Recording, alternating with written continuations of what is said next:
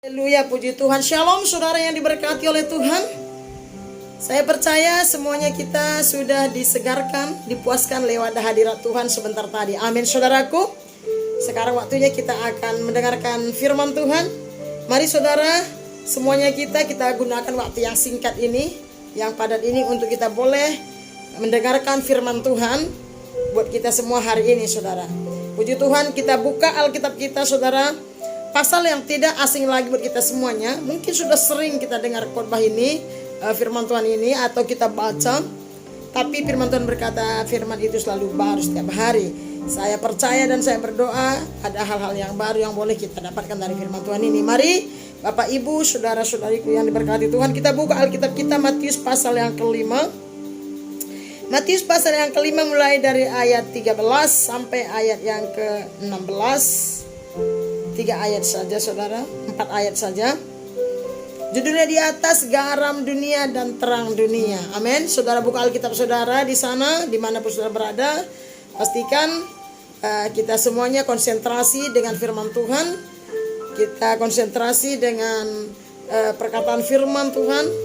Kita arahkan hati dan pikiran kita kepada Tuhan. Saudara, saya akan bacakan buat kita semua. Saudara boleh dengarkan atau ikuti di tempat saudara masing-masing. Demikian firman Tuhan berkata, Matius pasal yang kelima ayat yang 13 sampai 16. Garam dunia dan terang dunia. Kamu adalah garam dunia. Jika garam itu menjadi tawar, dengan apakah ia diasinkan? Tidak ada lagi gunanya selain dibuang dan diinjak orang. Kamu adalah terang dunia. Kota yang terletak di atas gunung tidak mungkin tersembunyi. Lagi pula orang tidak menyalakan pelita lalu meletakkannya di bawah gantang, melainkan di atas kaki dian, sehingga menerangi semua orang di dalam rumah itu. Demikianlah hendaknya terangmu bercahaya di depan orang, supaya mereka melihat perbuatanmu yang baik dan memuliakan Bapamu yang di surga. Amin. Puji Tuhan. Demikian pembacaan firman Tuhan buat kita semua hari ini. Saudara, saya berikan tema kita hari ini, bermanfaat. Ya, sekali lagi tema kita adalah bermanfaat. Kalau saudara dengar kata bermanfaat ini, pasti saudara mungkin sudah tahu apa itu artinya bermanfaat. Nah, ada 2 poin saja dikasih tahu di sini tentang bermanfaat. Saudara, bermanfaat itu artinya berguna, ya. Bermanfaat itu artinya berguna atau dapat difungsikan, dapat digunakan, ya. Pastinya yang baik. Konteks kita hari ini adalah membahas firman Tuhan. Nah, yang kedua adalah namanya sesuatu yang bermanfaat itu adalah dibutuhkan, diperlukan hampir oleh semua orang. Hal yang bermanfaat, sesuatu yang bermanfaat, barang yang bermanfaat itu biasanya dibutuhkan, diperlukan, bahkan disukai, dicari orang. Apa saja yang bermanfaat, apalagi bermanfaat untuk kesehatan gitu ya. Pasti orang akan, apalagi hari-hari ini gitu ya. Apa yang bermanfaat untuk kesehatan misalkan, pasti orang akan usahakan mendapatkannya. Bahkan mahal pun orang akan beli gitu ya. Bermanfaat untuk apalagi ya, untuk keluarga gitu ya. Pokoknya namanya bermanfaat itu dibutuhkan. Kenapa? Karena bisa digunakan, bisa difungsikan untuk hal yang baik saudara. Nah, oleh karena itu saya berikan tema kita hari ini, bermanfaat. Kalau boleh saudara di sana boleh katakan ke kanan kiri saudara, dengan menoleh ke kanan untuk ke kiri, katakan bermanfaat gitu ya. Amin, puji Tuhan. Nah, di ayat yang ke-13 firman Tuhan bilang begini, kamu adalah terang dunia. Yesus berkata bahwa murid-murid pada waktu itu, dan kita juga sekalian hari ini ya saudara yang mendengar firman Tuhan ini, Tuhan berkata kamu adalah terang dunia. Kamu adalah garam dunia. Jika garam itu menjadi tawar, dengan apakah ia diasinkan? Kalau garam sudah tawar, tidak ada lagi yang bisa dibuat, tidak ada lagi gunanya selain dibuang dan diinjak orang. Firman Tuhan berkata bahwa saya dan saudara, kita yang percaya kepada Yesus, kita adalah umat pilihan Allah, gereja Tuhan, orang Kristen gitu ya, yang sudah menerima Yesus sebagai Tuhan dan Juru Selamat hidup kita. Yesus berkata di dalam firman Tuhan ini bahwa kita ini adalah garam saudara. Tidak ada orang yang tidak kenal garam setahu saya. Nah, Kalau kita mau pelajari sedikit tentang manfaat atau fungsi garam, saya percaya di rumah kita semuanya ada garam, ya. Nah, kenapa Tuhan bilang kamu adalah garam? Nah, garam itu fungsinya nomor satu memberi rasa, ya. Pastinya rasa yang menjadikan, kalau makanan itu menjadikan enak, ya. Dia rasanya asin, ya kan? Artinya dia memberi rasa. Nah, yang kedua, fungsinya dia mengawetkan atau menahan kebusukan. Garam itu fungsinya selain daripada memberi rasa, dia bisa dipakai untuk mengawetkan atau menahan kebusukan. Nah, saudara, dan Tuhan berkata, kamu adalah garam dunia. Artinya, saya dan saudara sebagai anak Tuhan yang sudah terima Yesus sebagai Tuhan dan Juru Selamat, sebagai pengikut Kristus, sebagai orang percaya, hidup kita ini harus memberi rasa. Amin. Hidup saya dan saudara dimanapun kita berada, apapun situasi dan kondisi kita, saudara, aku enak atau tidak, baik atau tidak, hidup kita dipanggil Tuhan untuk memberi rasa. Bukan rasa pahit, bukan rasa pedas, bukan rasa tersiksa, tetapi hidup kita harus memberi rasa yang enak. Hidup kita harus memberi rasa yang manis. Kalau saya kasih tahu rasa yang enak, manis gitu dalam hal positif dan benar, ya saudara. Karena ada juga rasa yang enak buat segelintir orang walaupun itu dosa. Bukan. Kita berbicara soal kebenaran firman Tuhan. Tuhan berkata bahwa kita ini adalah garam dunia. Garam itu fungsinya memberi rasa, saudara. Tidak tawar. Makanya dia bilang jika garam itu menjadi tawar, dengan apa yang dia bisa diasinkan? Tidak ada. Garam kalau sudah tawar, demikian juga hidup kita. Kalau hidup kita, hati kita, perkataan kita sudah tawar, saudara, nggak ada lagi gunanya. Alkitab bilang selain dibuang dan diinjak orang. Makanya saudaraku, kalau kita mau jujur, sering sekali kalau hidup kita sudah tidak lagi memberi rasa yang baik dan benar, tidak lagi memberi rasa yang manis, tidak lagi memberi rasa yang enak, saudara, sering sekali kita menjadi batu sandungan. Kita tidak ada lagi penghargaan. Bukan kita mencari harga, saudara. Nah, sebagai pengikut Kristus, kita harus memberi rasa. Rasa apa itu? Seharusnya, kalau tadi dikatakan garam itu memberi rasa, ini kan bahasa ilustrasi. Diilustrasikan Tuhan, kita ini seperti garam seharusnya. Nah, kalau sebagai anak Tuhan namanya memberi rasa itu, biarlah kiranya atau seharusnya pada dasarnya, selayaknya kita sebagai anak-anak Tuhan harus selalu memberi rasa damai. Kita harus selalu memberi rasa damai di mana kita berada, di mana kita tinggal, di mana kita bekerja, di mana kita berlingkungan, di mana kita berkarya. Kita harus memberi rasa damai. Rasa apa lagi? Kita harus memberikan rasa kenyamanan atau keamanan. Artinya begini, kalau kita ada di situ, kita membawa damai. Kalau kita ada di satu tempat, orang nyaman, aman rasanya dengan kita, ya. Itu maksudnya. Nah, yang kedua tadi kata mengawetkan atau menahan kebusukan. Garam itu fungsinya mengawetkan atau menahan kebusukan. Seharusnya kehadiran kita dimanapun kita berada di muka bumi ini, kehadiran kita seharusnya menahan yang namanya dosa. Kehadiran kita lewat sikap hidup kita, lewat perkataan kita, lewat cara kerja, cara pelayanan kita, saudara, seharusnya menahan dosa atau kejahatan. Sehingga orang-orang di sekeliling kita, terlebih kita, saudara, tidak terjerumus kepada dosa, tidak terpengaruh kepada dunia kejahatan, tidak ikut-ikutan dengan sistem dunia yang tidak seturut dengan firman Tuhan. Itulah fungsi garam, menahan dosa. Bukan saja kita, tapi lewat keberadaan kita, dosa itu tidak menjalar, tidak berkembang di sekeliling kita. Kenapa? Karena kehadiran saya dan saudara menjadi garam, saudara. Saya percaya saudara bisa mengerti apa maksud saya. Jangan karena kita orang jatuh dalam dosa, jangan karena kita ada di situ tidak ada lagi kedamaian, kenyamanan dan keamanan. Karena mungkin sikap tingkah laku kita, karena mungkin perbuatan kita, karena mungkin perkataan-perkataan kita, saudara. Tidak. Tapi Tuhan berkata, kamu adalah garam dunia. Saya dan saudara adalah garam dunia.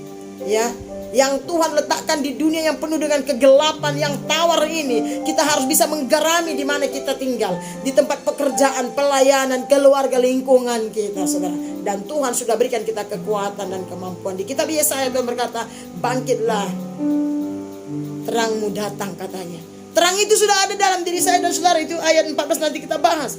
Nah, yang namanya kalau kita memberi rasa, kita menahan yang namanya kejahatan dan kebusukan, itu biasanya disukai orang. Saudara sendiri pasti gak suka berteman dengan orang yang selalu tawar hati, ngomongnya tawar gitu ya kan, ngomongnya menyakitkan, ngomongnya membuat hati kita gundah gulana, ngomongnya membuat kita tidak ada damai, saudara. Tapi coba kalau kita bertemu dengan orang yang ngomongnya selalu memotivasi, mendorong kita, menyemangati kita, ya, kita pasti suka berteman, bersahabat, bekerja sama dengan orang itu. Nah, makanya Tuhan berkata, kamu adalah garam dunia. Artinya hidup kita adalah memberi rasa. Jangan sempat orang lain yang memberi rasa kepada kita. Seharusnya kita yang memberi rasa aman, rasa damai. Kita yang harus mampu menahan dosa, kejahatan lewat kehadiran kita dimanapun kita berada. Di tempat dimana kita hadir, dosa tidak merajalela, kejahatan tidak merajalela, tetapi dia tertahan karena kehadiran kita. Mungkin lewat doa-doa kita, mungkin lewat kesaksian hidup kita, mungkin lewat gaya hidup kita, mungkin lewat cara bekerja kita, cara usaha kita, cara pacaran kita, cara kita berumah tangga, cara kita menjalankan keluarga kita. Artinya saudara, saya dan saudara dipanggil menjadi saksi yang hidup, menjadi teladan. Kita dipanggil Tuhan menjadi berkat, menjadi contoh, menjadi panutan yang baik dan benar di hadapan Tuhan. Yang percaya katakan amin. Puji Tuhan. Yang kedua, ayat yang 14 saudara dikatakan begini, kamu adalah terang dunia. Terang. Bukan hanya terang di keluarga kita, terang dunia. Sama di atas tadi, garam dunia. Supaya dimanapun kita berada, kita bisa memberi contoh. Kota yang terletak di atas gunung tidak mungkin tersembunyi. Kata terang, definisi terang atau apa artinya terang itu, saudara, ini terang itu disukai oleh seluruh umat manusia setahu saya. Yang tidak suka terang itu setan dan iblis. Sama aja sih, setan sama iblis itu sama. Makanya dikatakan roh-roh kegelapan, roh gelap, kuasa gelap gitu ya. Cuma baju saya suka warna gelap. Kalau suasana saya nggak suka gelap. Kalau tidak ada terang, saudara, di negara kita kan sering, di Indonesia ya yang kita cinta ini, kan sering mati lampu ya. Kalau udah mati lampu, aduh status orang macam-macam, tahap apa saja, golap lah, gelap lah, waduh. Sama dibuka mata sama nggak buka mata gitu. Itu status orang semuanya. Kenapa? Gelap itu tidak enak, saudara. Gelap itu tidak nyaman. Gelap itu tidak tenang. Gelap itu meresahkan. Apalagi gelap itu sumpek. Bisa kita stres, nggak bisa kemana-mana, nggak lihat apa-apa, nggak ada mood, nggak ada gairah kalau ada gelap. Tapi Yesus berkata, kamu adalah terang dunia. Terang itu adalah sesuatu yang sangat kita butuhkan dalam hidup ini. Terang itu kita perlukan, diperlukan oleh semua orang. Apalagi terang itu memberi kenyamanan, memberi kedamaian. Apalagi terang itu memberi keamanan, ketenangan. Bahkan terang itu kelihatan, membuat kita bisa melihat dan kita juga bisa dilihat oleh orang. Jangankan gelap, saudara, redup aja kita langsung hampir stres gitu. Apalagi kita mau masak, gelap. Nah apalagi saudara wanita mau bermakeup, gelap. Coba kalau lagi ada pesta mati lampu, waduh stres deh. Ya, nggak ada yang bisa kita lakukan kalau gelap. Makanya Yesus berkata, engkaulah adalah terang. Artinya saudara, hidup kita ini punya pengaruh.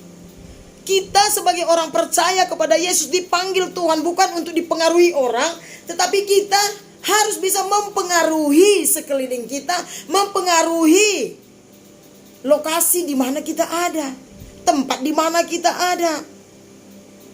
Itulah terang. Sangat berguna, sangat bermanfaat, dibutuhkan, diperlukan, dicari oleh semua orang.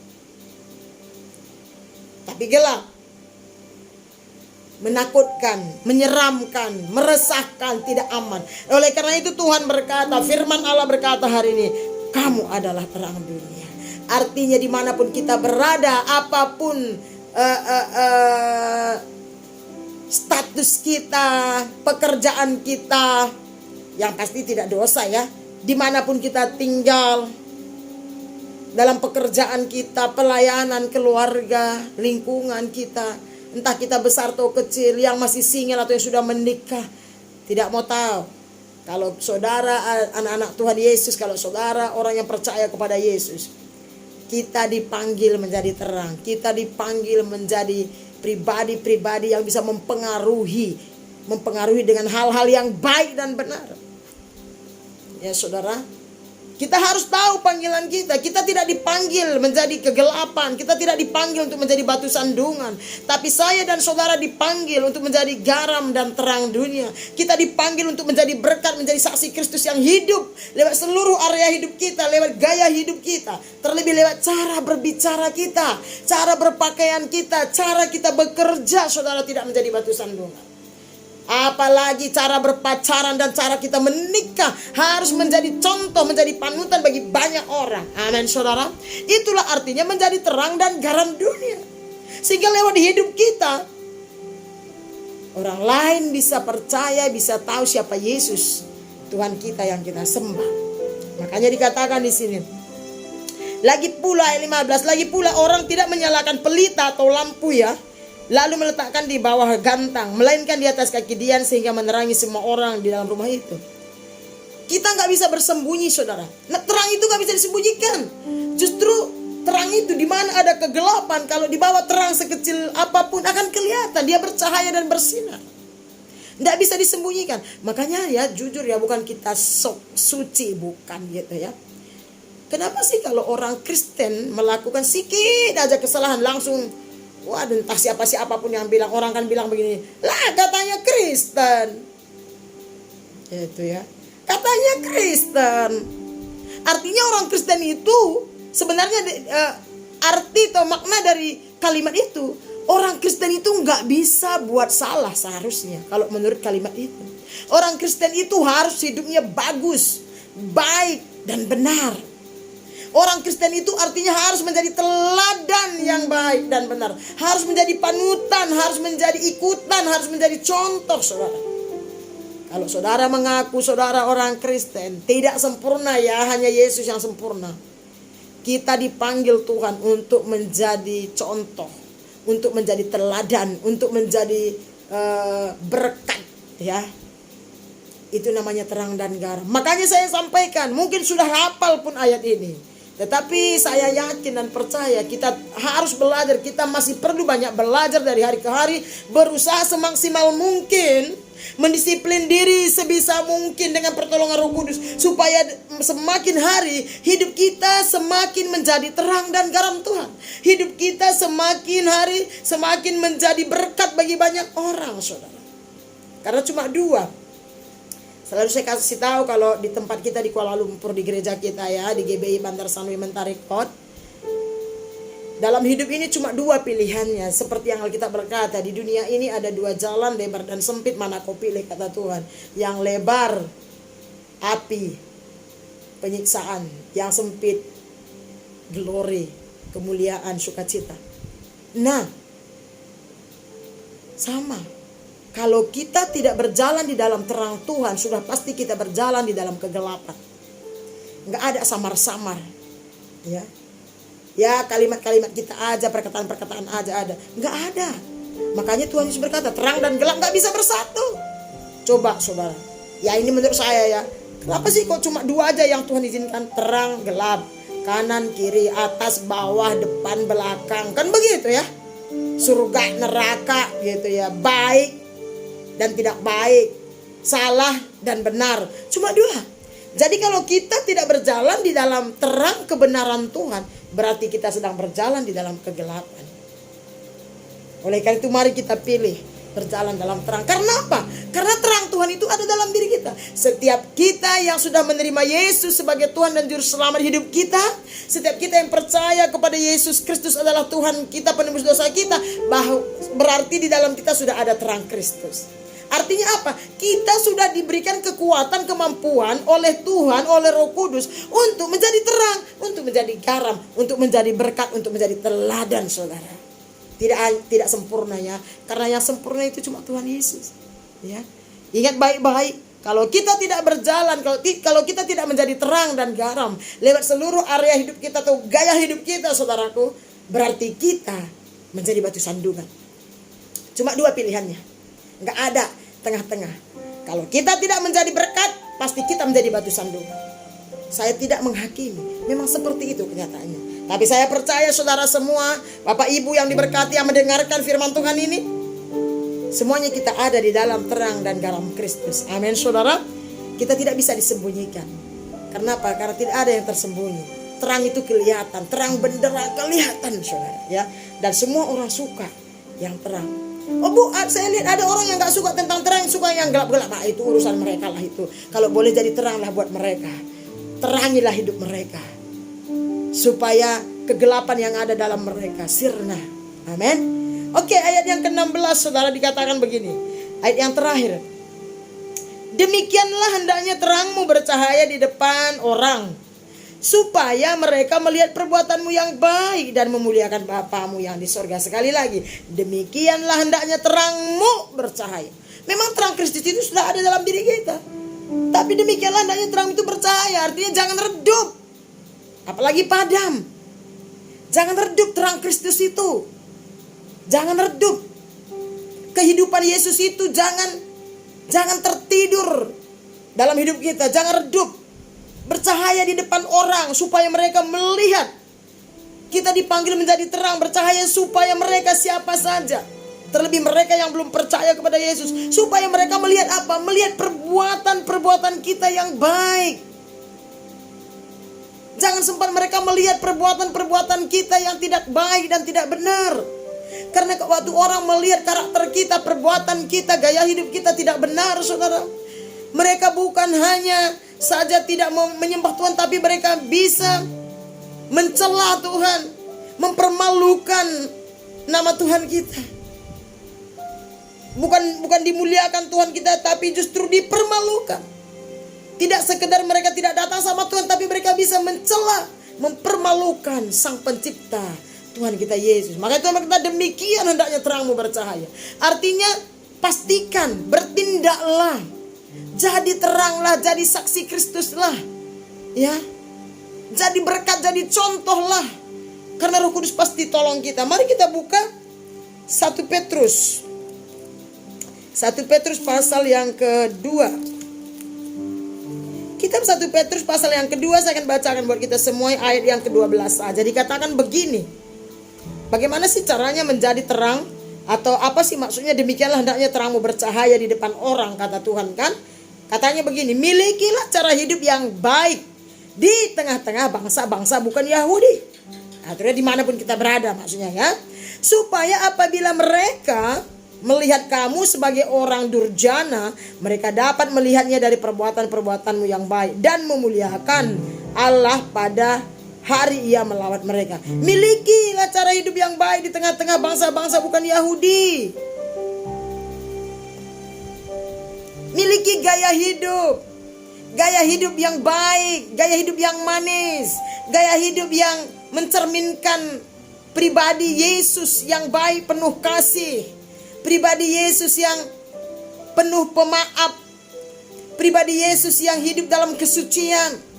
Miliki gaya hidup, apalagi saudara, gaya hidup yang memberkati, gaya hidup yang menginspirasi, gaya hidup yang bisa dicontoh oleh orang-orang yang sekeliling kita. Nah, kita buka lagi 1 Timotius pasal yang keempat. 1 Timotius pasal yang keempat. Masih di ayat yang ke-12 saya bacakan. Janganlah seorang pun menganggap engkau rendah karena engkau muda. Apalagi yang sudah tua. Muda aja pun begitu. Janganlah seorang pun menganggap engkau rendah karena engkau muda. Jadilah teladan. Jadilah teladan bagi orang-orang percaya. Dalam perkataanmu, dalam tingkah lakumu, dalam kasihmu, dalam kesetiaanmu, dan dalam kesucianmu. Kenapa di tengah-tengah orang percaya? Karena kalau kita menjadi berkat, menjadi teladan bagi orang, di tengah-tengah orang percaya kepada Yesus, bagi saudara-saudara seiman kita, sudahlah pasti kita juga akan menjadi berkat bagi orang-orang yang tidak percaya atau yang belum percaya kepada Yesus. Jangan orang menganggap kita rendah atau merendahkan, meremehkan kita karena gaya hidup kita, karena karakter kita. Saudara, menjadi batu sandungan. Karena dimanapun namanya terang dan garam itu dibutuhkan oleh orang. Jangan sempat, artinya kita tidak dibutuhkan. Bahkan kita dibuang, bahkan diinjak orang harga diri kita. Dipermalukan kita hanya karena karakter kita, sikap kita, gaya hidup kita, cara bicara kita yang tidak memuliakan Tuhan. Mungkin menyakiti hati banyak orang, melukai hati Tuhan. Mungkin perkataan kita mematikan iman seseorang. Tidak, saudara. Makanya dikatakan janganlah seorang pun menganggap engkau rendah karena engkau muda. Jadilah teladan atau jadilah contoh, jadilah panutan bagi orang-orang percaya dalam apa? Dalam perkataan nomor 1. Perkataan kita tidak boleh melukai hati orang. Kitab Amsal 18 ayat 20 berkata, 21, hidup dan mati dikuasai lidah. Siapa yang suka menggemakannya makan buahnya, saudara. Semanis apapun mulut bibir lidah saudara, semanis apa, secantik apapun mulut bibir lidah kita, kalau perkataan yang keluar dari mulut kita bukan perkataan yang membangun, bukan perkataan yang memberkati, saudara, mulut kita itu sering dibilang orang bisa jadi comberan. Kita harus jadi contoh, jadi berkat, jadi teladan dalam berbicara. Makanya kalau menurut saya bilang begini, dari perkataan seseorang, dari buah bibir seseorang akan kelihatan apa yang ada di hatinya. Gak usah kita belah jantung orang, gak usah kita belah dada orang, gak usah kita belah hati orang. Kita bisa tahu isi hati seseorang. Sekali lagi tidak sempurna ya saudara. Orang bisa tahu isi hati kita. Bahkan lebih lagi saya mau kasih tahu, orang bisa tahu siapa Allah yang kita sembah lewat perkataan saya dan saudara. Hati-hati, amin saudara. Berbicaralah yang baik dan benar. Alkitab berkata bermasmur seperti orang bermasmur, seperti orang yang memuji, saudara. Amin.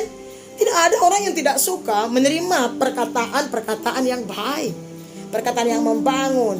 Sebagai anak-anak Tuhan, sudahlah selayaknya dan seharusnya kita berbicara hal-hal yang memberkati, hal-hal yang membangun, hal-hal yang menghibur, menguatkan, saudara. Perkataan memuji, jangan mencela, jangan merendahkan, meremehkan orang lain, apalagi perkataan kotor dan negatif, saudara. Ya, makanya dikatakan jadilah teladan dalam perkataanmu, apalagi dalam tingkah laku kita harus jadi berkat. Dalam bersikap, berkelakuan kita harus menjadi contoh, menjadi panutan. Itulah panggilan menjadi terang dan garam. Itulah yang akan memuliakan nama Tuhan kita. Itulah yang membuat orang lain bisa mengenal siapa Yesus yang kita sembah, yang kita puji-puji, yang kita sebut-sebutkan siang dan malam. Amin. Dan tingkah laku kita jangan sempat karena tingkah laku kita mempermalukan nama Tuhan. Ya. Sangat menyedihkan. Dalam apalagi saudara, dalam kasihmu sebagai anak Tuhan, pengikut Kristus, kalau kita sudah menerima Yesus sebagai Tuhan dan Juru Selamat, maka sebagaimana Yesus penuh dengan kasih, penuh dengan pengampunan, demikian juga saya dan saudara. Orang percaya, tanda pertama yang bisa dilihat oleh dunia ini bahwa kita ini pengikut Kristus adalah memiliki kasih, memiliki kepedulian satu dengan yang lain, memiliki pengampunan kepada orang-orang yang melakukan kesalahan. Sampai Yesus berkata di dalam Injil Matius, jikalau engkau tidak mengampuni orang yang bersalah kepadamu, maka Bapamu di surga pun tidak mengampuni engkau. Bagaimana caranya supaya kita bisa memuliakan nama Tuhan? Kita harus penuh kasih. Kita harus ada belas kasihan. Kita harus ada kepedulian satu dengan yang lain. Jangan lulu gua. Nah, itu bukan dari Tuhan, saudara. Itu dari hantu. Ya. Jadi teladan dalam kasih kita. Apalagi maksudnya jadi teladan dalam kasih kita, saudara, itu nomor 1 yang kita kasih Tuhan. Ya. Hidup ini penuh dengan persoalan dan pergumulan. Pasti banyak permasalahan. Apapun yang terjadi, selagi kita ada di muka bumi ini, harus tetap penuh kasih. Harus tetap mengasihi dan mengampuni. Jangan karena sedikit kita cerai berai dengan teman-teman kita, dengan keluarga kita, saudara-saudara kita, suami istri dan sebagainya, saudara. Ya. Dalam kesetiaanmu, kita harus menjadi teladan dalam hal kesetiaan. Setia kepada keluarga kita, setia kita bekerja dalam pekerjaan kita. Jangan setia kepada dosa. Setia kepada pasangan kita, bagi suami istri setia. Kita bangsa berkata, banyak orang yang menyebut dirinya baik, tapi siapakah yang menemukan orang yang setia? Baik saja tidak cukup. Banyak orang baik tapi belum tentu setia. Tapi kalau orang setia pasti baik. Jadilah anak-anak Tuhan yang setia. Jadilah berkat, jadilah teladan panutan dalam hal kesetiaan bagi semua orang yang ada di sekeliling saudara. Sehingga orang akan bertanya, siapa sih ini? Kok bisa dia setia ya? Padahal dia sudah diperlakukan tidak setia. Terlebih kepada Tuhan. Yesus berkata, lihat puji-pujian kita, setialah sampai mati. Setialah beribadah kepada Tuhan. Amin. Setialah memuji menyembah Tuhan dimanapun saudara berada. Apapun kondisi saudara, setialah bersekutu dengan Tuhan. Tanpa kesetiaan kepada Tuhan, tidak ada kesetiaan yang sejati yang bisa manusia miliki. Saudara mau tahu orang yang setia? Lihat apakah dia setia kepada penciptanya. Kalau seseorang itu setia kepada sang penciptanya, dia pasti memiliki yang namanya kesetiaan. Kalau saudara rindu menemukan orang yang setia, jadilah diri saudara orang yang setia. Jadi contoh dalam hal kesetiaan. Saudara, setia itu tidak setahun atau 10 tahun. Setia itu seumur hidup. Hari-hari ini ada banyak rumah tangga yang hancur. Dari dulu sih. Kenapa? Karena ketidaksetiaan. Saya gak usah bahas itu, saudara. Tapi Alkitab mencatat, jadi teladan dalam kesetiaan. Kalau saudara sudah percaya Yesus, setialah mengiring Tuhan. Apapun situasi kondisi saudara, apapun persoalan hidupmu, setialah kepada Tuhan. Corona tidak bisa menggagalkan kesetiaan saudara. Virus corona, virus apapun tidak bisa menghancurkan kesetiaan kita. Mungkin ke gereja selama ini kita tidak bisa beramai-ramai, tapi di rumah kita bisa setia kepada Tuhan. Justru kalau menurut saya, kalau yang saya pahami, kesetiaan kita kepada Tuhan adalah bukti cinta kita. Kesetiaan kita adalah ukuran kecintaan, keyakinan kita kepada Tuhan. Demikian, kalau seseorang setia kepada pasangannya, itu adalah bukti cintanya. Besarnya kesetiaan seseorang adalah bukti besarnya cintanya. Kenapa orang-orang tua menderita pun dia karena banyak anaknya, dia akan tetap setia mengiring bersama dengan anak-anaknya atau dengan suaminya. Itu bukti cintanya. Jadi dari mana kita tahu kalau kita ini mencintai Tuhan, mencintai keluarga kita? Dari kesetiaan kita. Setia itu mahal, Bapak Ibu. Ya, tidak semua orang memilikinya, tapi saya berdoa dengan pertolongan Tuhan, semua saudara yang mendengarkan firman Tuhan ini memiliki karakter Kristus yang satu ini. Setia. Setia seumur hidup. Setia kepada pasangan saudara. Setialah kepada Tuhan. Kalau saudara sudah dipanggil melayani Tuhan, setialah melayani. Kalau saudara masih jemaat, ayo setia berjemaat sampai saudara bisa melayani Tuhan. Setialah mengiring Tuhan. Jangan hanya karena nanti pasangan hiduplah, karena pekerjaan saudara murtad dan menjadi Yudas.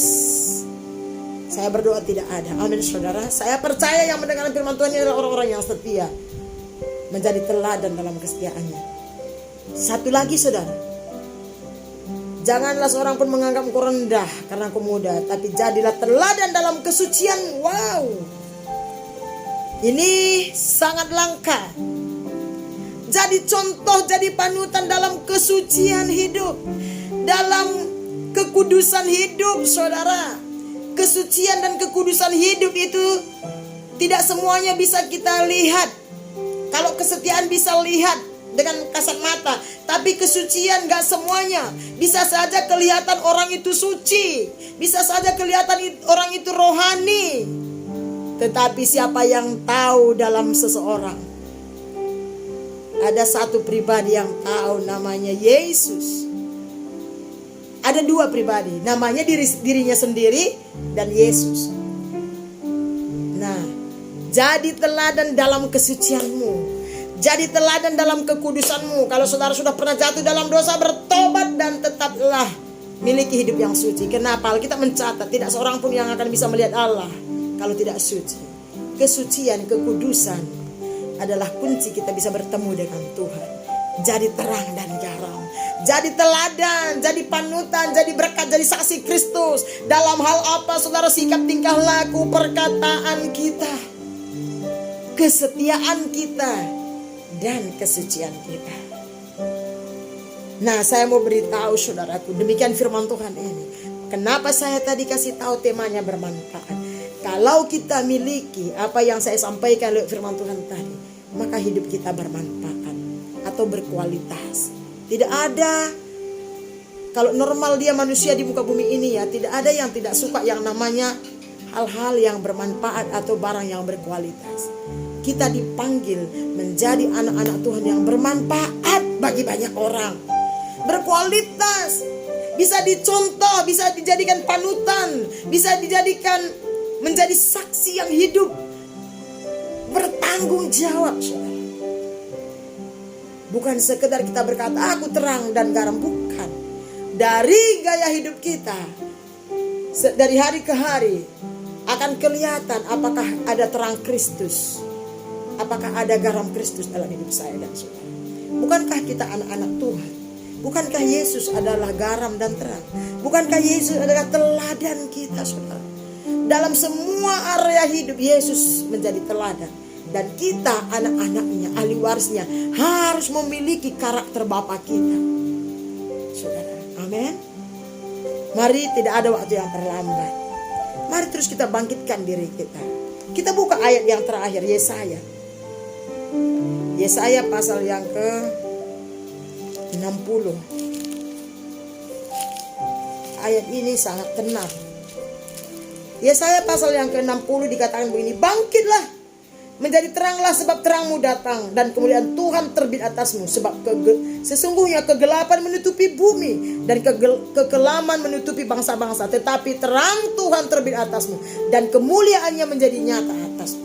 Saudara, kehadiran Kristus, keberadaan firman Tuhan, keberadaan hadirat Tuhan dalam hidup saya dan saudara sebagai anak-anak Tuhan akan membawa kita, akan memampukan kita untuk menjadi berkat dimanapun kita berada, akan memampukan kita untuk menjadi teladan, menjadi contoh yang baik dan benar dimanapun kita berada. Keberadaan Kristus, kehadiran Roh Kudus, keberadaan firman Allah dalam hidup kita akan membawa kita, memampukan kita untuk selalu menjadi terang dan garam Tuhan dimanapun kita berada. Amin, saudara. Amin, puji Tuhan. Kesimpulan kita hari ini ialah, sekali lagi saya mau sampaikan, ingat bahwa tugas dan panggilan Tuhan terhadap saya dan saudara yang sudah percaya Yesus adalah menjadi terang dan garam, menjadi saksi Kristus yang hidup, menjadi suratan Injil Allah yang terbuka di mana orang lain boleh mengenal Yesus lewat area hidup kita, lewat cara bicara kita, cara kerja kita, cara kita berpacaran yang belum menikah ya, cara kita berumah tangga, cara kita berbisnis, cara kita berpakaian, saudara, akan kelihatan. Amin. Bangkitlah, menjadi teranglah. Kalau selama ini mungkin kita sudah redup, mari bangkitkan terang kita di dalam Tuhan. Ada Roh Kudus yang menolong dan menopang kita, memampukan kita. Dia yang akan menuntun, mengajari kita. Amin. Sehingga hidup kita memuliakan nama Tuhan. Puji Tuhan. Demikian firman Tuhan yang boleh saya sampaikan kepada kita. Doa dan harapan saya tentunya kerinduan Tuhan lebih lagi, supaya lewat kebenaran firman Tuhan ini kita diubah dan dibaharui dari hari ke hari. Kita semakin hari semakin bertumbuh dalam Tuhan. Semakin hari hidup kita semakin dibaharui, semakin serupa segambar dengan Kristus, semakin seturut dengan kebenaran firman Tuhan. Amin. Puji Tuhan. Bapak Ibu yang diberkati, mari saudara siapkan hati saudara. Saya undang saudara semuanya bangkit berdiri di tempat saudara, khususnya yang ada di gereja tentunya. kita angkat satu pujian ini sebagai doa kita, pernyataan kita.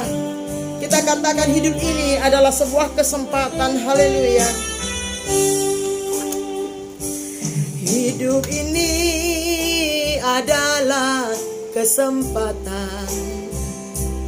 Hidup ini untuk melayani Tuhan. Jangan sia-siakan waktu yang Tuhan beri. Hidup ini hanya sementara. Sekali lagi. Hidup ini adalah kesempatan. Hidup ini untuk melayani Tuhan.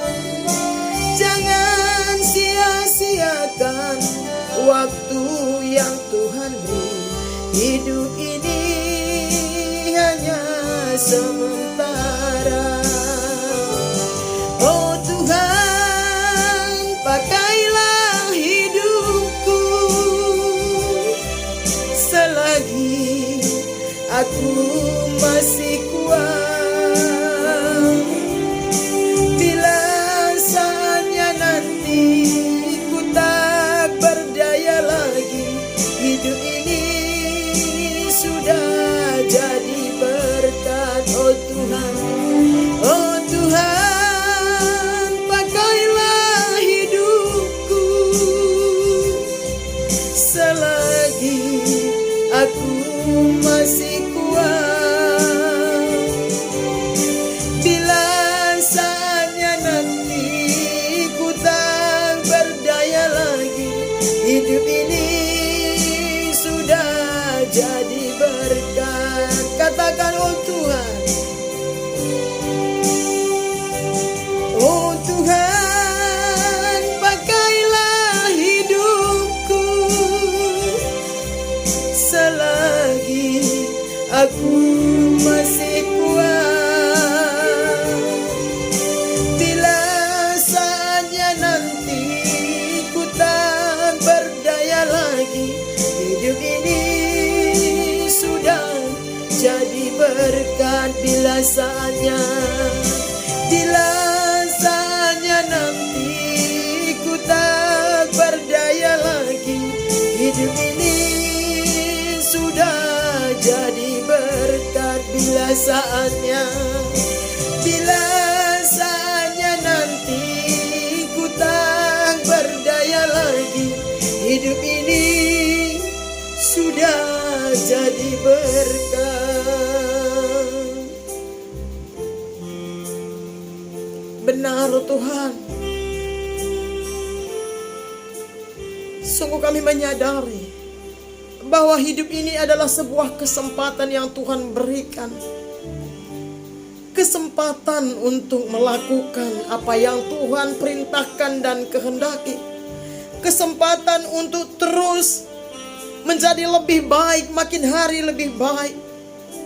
Bukan kesempatan untuk melakukan apa yang bertentangan dengan firman-Mu. Bukan kesempatan untuk jatuh dalam dosa. Bukan kesempatan untuk menjauh dari Tuhan. Bukan kesempatan untuk menjadi batu sandungan. Tetapi kesempatan. Hidup ini adalah sebuah kesempatan yang Tuhan percayakan bagi kami, di mana kami boleh mencerminkan, menunjukkan siapa Yesus, siapa Sang Penebus dan Juru Selamat, yang adalah Allah yang Maha Kasih, Allah yang Maha Baik, Allah yang Maha Pengasih, Maha Pengampun, Allah yang peduli. Ajar kami Tuhan untuk melakukan, untuk mempergunakan setiap waktu yang masih Tuhan percayakan. Sebab kami tidak tahu kapan waktunya Tuhan datang kepada kami. Ajar kami untuk mempergunakan setiap kesempatan untuk lebih maju dan lebih maju di dalam Tuhan. Untuk lebih mengenal Tuhan, untuk lebih mengerjakan, melakukan apa yang Tuhan inginkan dan kehendaki dalam hidup kami. Sebagai anak-anak Tuhan yang sudah Tuhan pilih, Tuhan sudah tebus. Kami bersyukur buat karunia, kasih karunia-Mu yang besar, keselamatan jiwa kami, penebusan-Mu. Ajar kami Bapa, mampukan kami. Tolong kami supaya kami boleh menjadi terang dan garam Tuhan dimanapun kami berada. Supaya kami boleh menjadi teladan, menjadi panutan, menjadi berkat, menjadi saksi Kristus yang hidup, menjadi suratan Injil yang terbuka yang bisa dibaca oleh orang lain. Dan orang dunia ini boleh melihat bahwa ada Yesus Kristus Tuhan dalam hidup kami. Sehingga mereka memuliakan nama Tuhan. Sehingga mereka datang kepada Tuhan, sujud menyembah Tuhan, sebab Tuhan Yesus Engkau layak disembah. Ampuni kami Bapa atas segala kejahatan dosa kami. Mungkin kami sudah banyak kali menjadi batu sandungan. Mungkin kami banyak menjadi batu sandungan bagi banyak orang, sehingga orang lain tidak percaya lagi sama Yesus. Karena karakter perkataan kami mungkin tidak seturut dengan firman-Mu.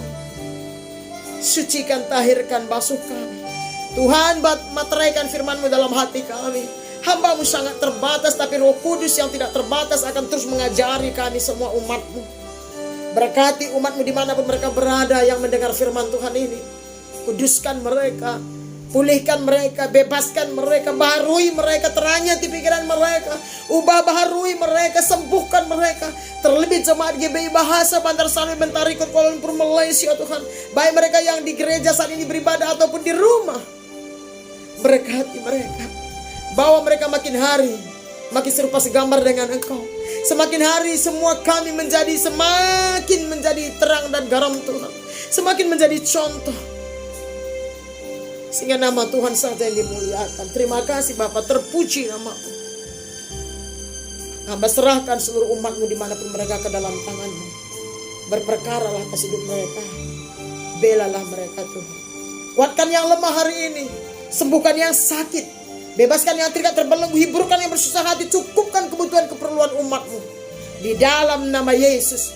Maka aku berdoa Yesus Kristus Engkau menjadi jawaban atas hidup mereka Tuhan. Ampuni yang berdosa. Sehingga hari-hari berikutnya ke depan mereka boleh lebih maju dalam Tuhan. Angkat mereka dari kejatuhan mereka, dari kelemahan mereka, dari keterbatasan mereka dalam nama Tuhan Yesus. Ini doa dan ucapan syukur kami. Terpuji termulia nama Tuhan. Dalam nama Yesus Kristus kami berdoa bersyukur. Semua kita yang percaya dan diberkati Tuhan, sama-sama kita katakan amin. Berikan tepuk tangan kepada Tuhan. Haleluya, puji Tuhan.